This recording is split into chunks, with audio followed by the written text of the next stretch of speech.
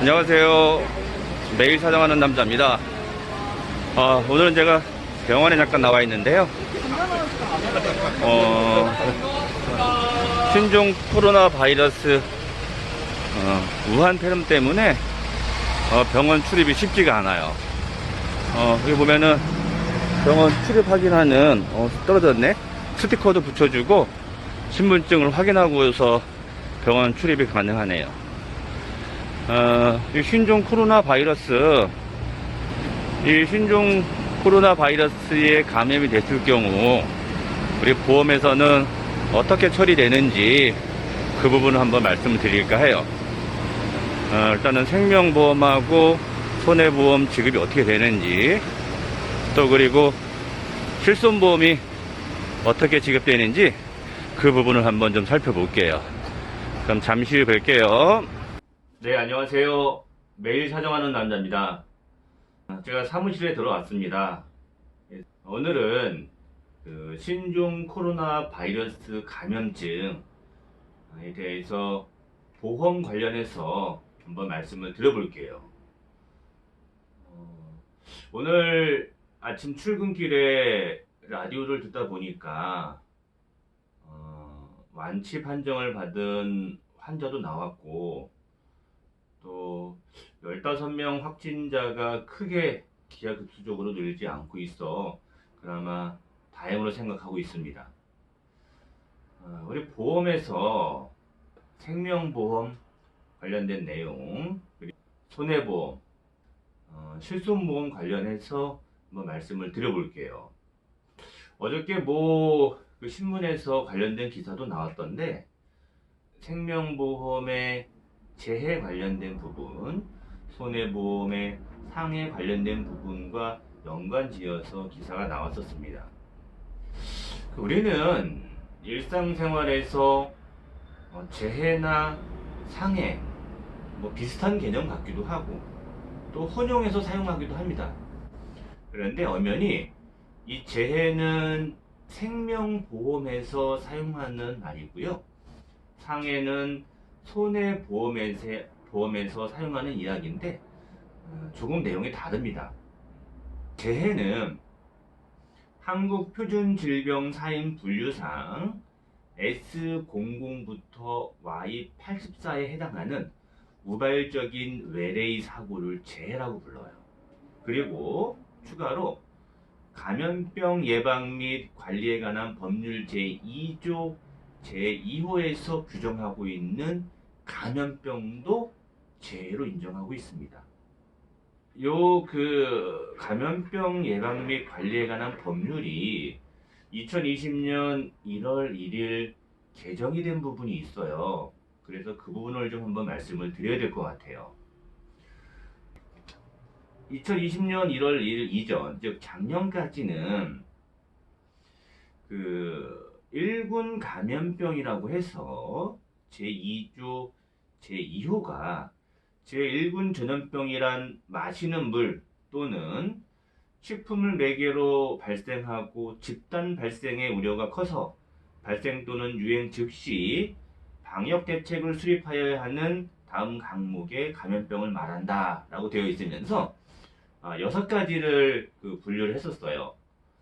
콜레라, 장티푸스, 파라티푸스, 세균성 이질, 장출혈성 대장균 감염증, 그리고 A형 간염, 이렇게 6종을 분류하고 있었는데, 이게 2020년 1월 1일 개정이 되면서 뭐라고 되어 있냐, 1군 감염병에 대한 정의부터 좀 변경이 있습니다. 바뀐 법률은 1군 감염병이란 생물 테러 감염병 또는 치명률이 높거나 집단 발생의 우려가 커서 발생 또는 유행 즉시 신고하여야 하고 음압 격리와 같은 높은 수준의 격리가 필요한 감염병으로서 다음 항목의 감염병을 말한다. 다만 갑작스런 국내 유입 또는 유행이 예견되어 긴급한 예방 관리가 필요하여 복지부 장관이 지정하는 감염병을 포함한다 라고 되어 있으면서 17가지로 종류가 늘었어요. 살펴보면은 에볼라 바이러스병, 예전에 한번 들어본 경험들이 있으실 것 같은데, 마곡부열, 라싸열, 크리미안 콩고 출혈열, 남아메리카 출혈열, 리프트 밸리열, 두창, 과거에 천연두 마마라고 불렀던 거, 그리고 페스트, 탄저, 보툴리눔 독소증, 야토병, 신종 감염병 증후군, 중증 급성 호흡기 증후군, 사스라고 하는 거, 그리고 중동 호흡기 증후군, 메르스, 동물 인플루엔자 인체 감염증, 신종 인플루엔자, 디프테리아, 이렇게 17종으로 늘었습니다. 과거 그 사군 법정 전염병을 일부 흡수해서 1급 감염병으로 통합을 시켜 놓은 겁니다. 자, 이렇게 감염병 예방 및 관리에 관한 법률이 개정이 되면서 신종 코로나 바이러스, 메르스나 사스 같은 이런 감염병에 걸리게 되면 우리 생명보험회사에서는 재해로 인정을 받을 수가 있습니다. 자, 재해로 인정받는다는 이야기는 생명보험은 보험 구성이 입원이나 사망에 관련해서 일반 입원, 일반 사망 보험금이 지급이 되고요. 추가로 재해 입원 또는 재해 사망 특약이 들어있다고 하면은 추가로 재해 입원과 재해 사망 보험금을 받을 수 있다는 이야기예요. 그래서 신문에서는 보험금을 더 받을 수 있다, 뭐 이렇게 그 언론에 나왔던데, 사실은 보험금을 더 받는 건 아니고 이렇게 재해 관련된 특약에 가입되어 있을 때 추가로 보험금을 받을 수 있다라고 표현하는 게 맞을 것 같아요. 자, 그럼 손해보험에서는 과연 이게 상해로 인정을 받을까? 이것이 좀 문제의 소지가 있어요. 뭐 질병으로 인정한다는 건 큰 뭐 이견이 없을 것 같아요. 그래서 질병 입원비라든가 질병 사망보험금 관련된 거는 큰 이견이 없을 텐데, 손해보험에서의 상해는 급격하고도 우연한 외래의 사고를 이야기합니다. 그래서 급격성, 우연성, 외래성, 이 세 가지 요건을 충족했을 때 상해로 인정을 하게 되는데, 우연히 발생한 사고 맞고요. 외래의 사고, 즉 외부적인 요인에서 발생한 사고까지 맞는데, 과연 그럼 이것이 급작스럽게 발생한 것으로 볼 수 있을지, 이것이 쟁점이 되고 있습니다. 사실 이런 감염병 같은 경우, 호흡기 감염병은 공기 중에 바이러스가 침입을 해서 잠복기를 거쳐 서서히 발생하는 게 일반적인데, 그럼 과연 이렇게 발생한 것을 우리 교통사고처럼 사고가 발생해서 그 갑자기 발생한 사고로 골절이 되거나 뭐 이런 부분 정도의 급격성을 충족했냐, 이 부분이 논쟁이 될 수 있을 텐데요.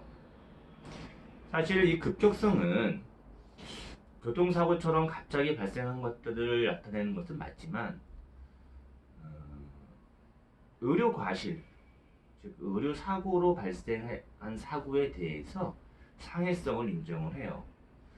즉 수술이 잘못되거나 수술을 잘못하거나 또는 환자의 관리 감독 소홀로 인해서 의료 사고가 발생한 경우들, 이것을 상해로 볼 수 있는데, 우리 환자의 입장에서는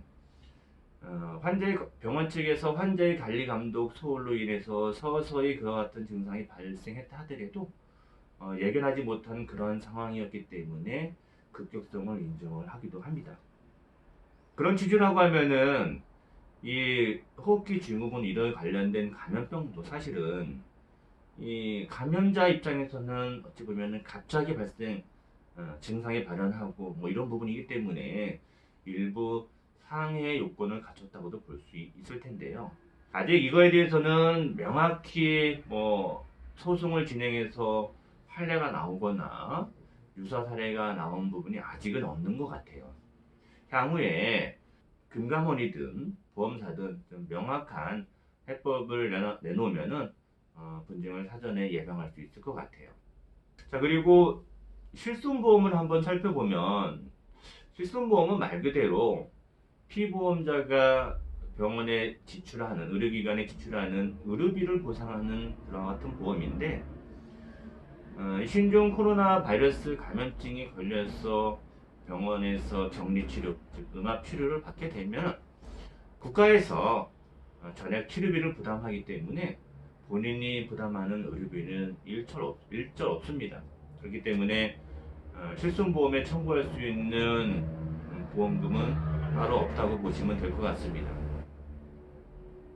자, 오늘은 신종 코로나 바이러스 감염증에 대해서 보험과 관련해서 말씀을 드렸습니다.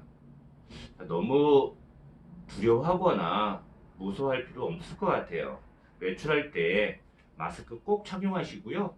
손 씻기 잘 하시면 크게 걱정은 안 하셔도 될 것 같습니다. 자, 그럼 저는 다음 시간에 또 뵐게요. 안녕.